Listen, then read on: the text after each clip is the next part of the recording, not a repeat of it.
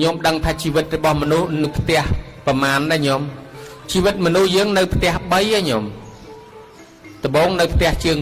2បន្ទាប់មកនៅផ្ទះជើងដសច្រើនបន្ទាប់មកទៀតនៅផ្ទះជើងដស1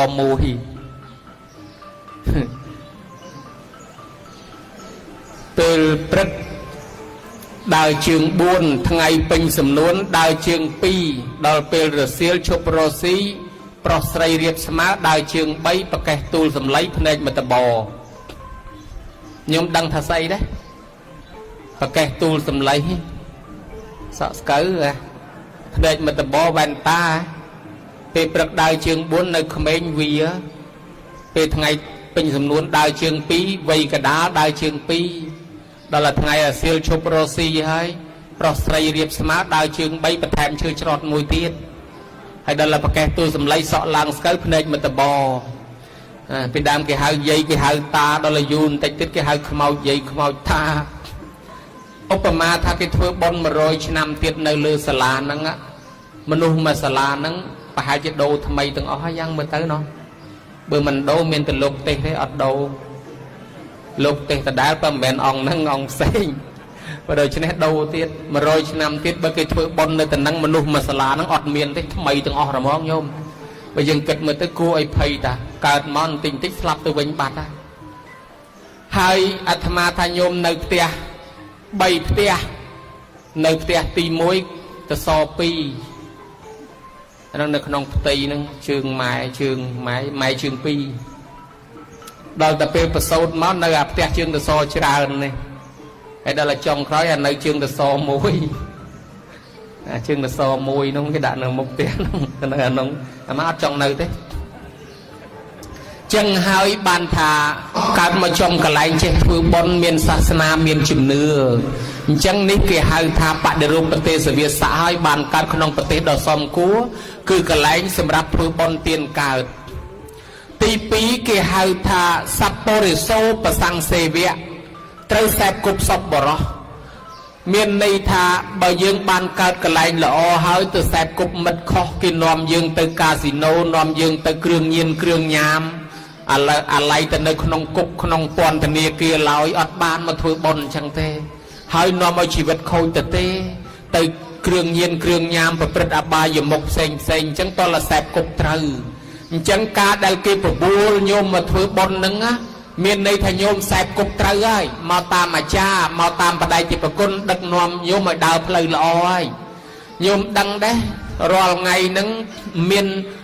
សំពៅឬក៏កប៉ាល់នឹង2មកហៅមនុស្សឡើងជិះអាកប៉ាល់មួយហ្នឹង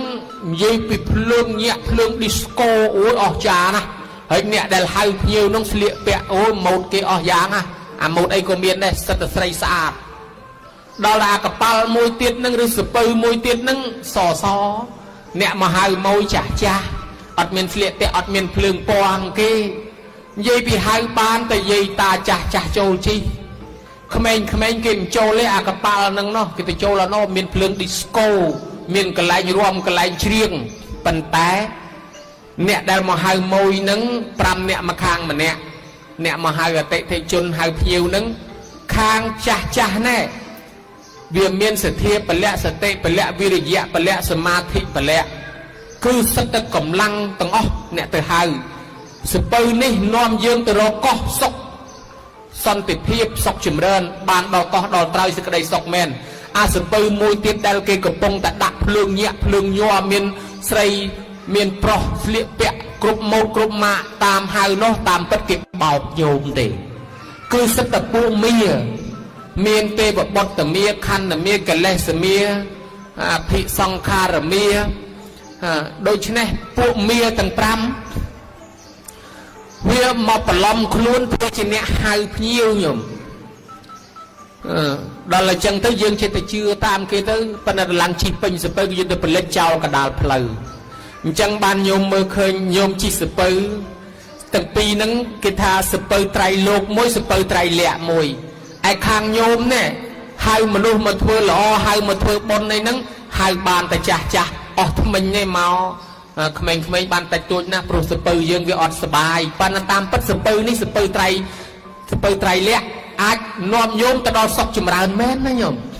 ប៉ុន្តែអាសពើត្រៃលោកនោះគេបបួលទៅហាងទៅកាស៊ីណូទៅដើរលេងហ្នឹងអូយមនុស្សទៅខ្នាប់ទឹកខ្នាប់ដីតាមពិតទៅវាអត់បានសុខចម្រើនទេទីបំផុតទៅវាផលិតយើងកដាលផ្លូវអ្នកខ្លះអស់លុយអ្នកខ្លះជាពាក់ធនាគារអ្នកខ្លះឆ្លោះគ្នាអ្នកខ្លះបែកបាក់គ្នាអ្នកខ្លះមានទុកមានទោសញោមមើលឃើញដែរវាបឆោតយើងថាសុខតាមពិតមិនសុខអីអ្នកខ្លះថាកើតទុកច្រើនណាស់ដាក់ឯងមិនតិចទៅមកឲ្យវាបាត់ទុកដាក់អស់1លីត្រ2លីត្រមួម៉ៅមែនតើដើរដុតផ្ទះដើរកាប់គេទៀតវារត់ទៅទុកកាន់តែខ្លាំងញោមមើលឃើញដែរបើដូច្នេះហើយអានោះវាបោកសុទ្ធតម្រងណាបានគេថាអានោះនាវាត្រៃលោក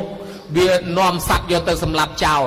ចឹងហើយបានជាការសែបគប់រាល់ថ្ងៃណាញោមបើដើរសែបគប់ត្រូវអានឹងបានសុខចម្រើនបើយើងកើតក្នុងប្រទេសប៉ុណ្ណឹងហើយយើងមិនសែបគប់ជាមួយអ្នកធម៌អ្នកអាទេជីវិតញោមនឹងអស់អនាគតបានជាមនុស្សវិញហើយនឹងទៅនរកប្រែដែរ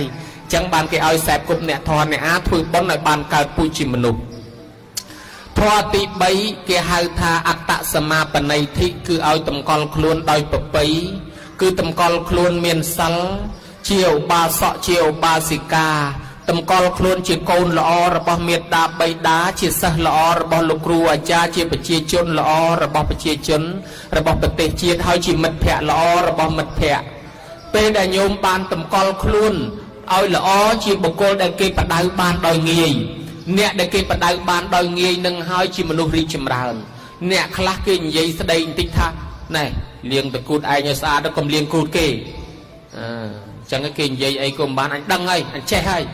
ចឹងគេលែងប្រាប់អីទាំងអស់ដល់គេលែងប្រាប់អីវាអត់ចេះអីទៀតទេបានគេថាអ្នកល្ងងរឹតតែល្ងងព្រោះធ្វើចេះរីឯអ្នកចេះរឹតតែចេះព្រោះធ្វើល្ងងណាញោមតែធ្វើល្ងងទៅគេចេះតែប្រាប់ថែមឲ្យតែយើងស្អីក៏ចេះស្អីក៏ចេះគេលែងប្រាប់ហើយដូច្នេះវាអត់រីកចម្រើនទេអ្នកក្ររឹតតែក្រព្រោះធ្វើមានរីឯអ្នកមានរឹតតែមានព្រោះធ្វើក្រ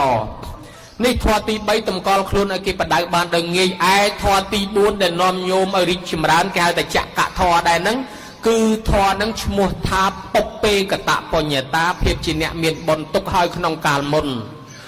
ញោមដែលកើតជាមនុស្សរាល់ថ្ងៃហ្នឹងដោយសារញោមបានធ្វើបុណ្យពីមុនមកណាញោមមើលនៅចាបនៅច្រើនឆ្កែឆ្មាក៏មានច្រើនសត្វក្នុងព្រៃសត្វក្នុងដីក៏មានច្រើនអ្នកនោះអត់បានបុណ្យឲ្យកើតជាមនុស្សទេបានត្រឹមតែប៉ុណ្ណោះឯញោមបានកើតជាមនុស្សពេញសាលាហ្នឹងមកពីញោមបានបុណ្យពីមុនមកឥឡូវបើដូច្នេះហើយញោមមកធ្វើបុណ្យបន្តទៀតញោមនឹងបានទៅកើតក្នុងឋានសុខឋានសួគ៌ឬក៏មកកើតជាមនុស្សទៀតដូច្នេះហើយបានថានេះផលបុណ្យចាស់ពីមុនមកឲ្យយើងកើតជាមនុស្សប៉ុណ្ណឹងប៉ុន្តែពុទ្ធនោះបានប្រាប់អនន្តពេលមួយព្រះអង្គបូតស្លឹកឈើឲ្យសួរទៅព្រះអនន្តថាអនន្តស្លឹកឈើនៅក្នុងដៃតថាគតហើយស្លឹកឈើនៅដើមឈើមួយណាច្រើនជាងអនន្តថាស្លឹកឈើនៅលើដើមឈើច្រើនជាងស្លឹកឈើនៅប្រហោះរបស់ព្រះអង្គតិចបានព្រះអង្គថាព្រះអង្គអូសទាញមនុស្សឲ្យកាន់សិលឲ្យធ្វើបុណ្យទាននឹងបានតិចអញ្ចឹងប៉ុន្តែអ្នកដែលមិនតាមព្រះអង្គទៅប្រព្រឹត្តខុសទៅនរកប្រែតវិញនឹងគឺច្រើនដូចស្លឹកឈើលើដើមឈើ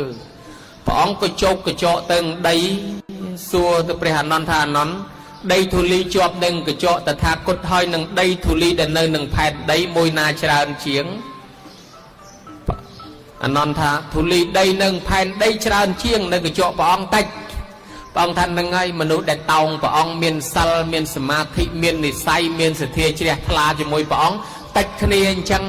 ហើយដល់តែអ្នកដែលមិនប្រព្រឹត្តមានសទ្ធាមានសិលអ្នកមិនស្ដាប់ធម៌អ្នកមិនអីហ្នឹងវានៅច្រើនទៀតបើដូច្នេះហើយបានអាត្មាថាញោមញាតិលើកនេះសំណាងហើយកើតតន់ប្រទេសដ៏សមគួរហើយបានសែបគប់ត្រូវហើយតម្កល់ខ្លួនដោយប្រពៃហើយបានមានបុណ្យពីដើមមកឥឡូវយើងធ្វើបុណ្យបន្តទៀតញោម